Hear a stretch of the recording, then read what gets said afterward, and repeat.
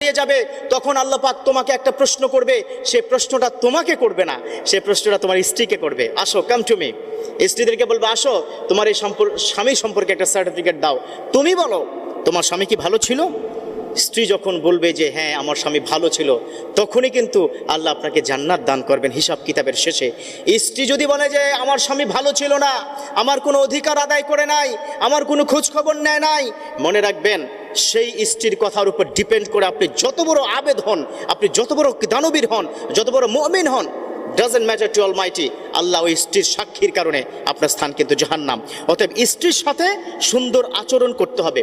দেখুন, স্বামী স্ত্রী এর মানে কি? দুজন দুজনের সাথে সবচাইতে মধুর সম্পর্ক।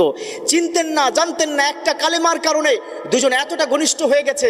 আল্লাহু আকবার। এজন্য আমার রব্বুল আলামিন স্বামী স্ত্রী সম্পর্কে কি বলেছেন শুনবেন? হুন্না লিবাসুল লাকুম ওয়া আনতুম লিবাসুল লাহুন্না। এই স্বামী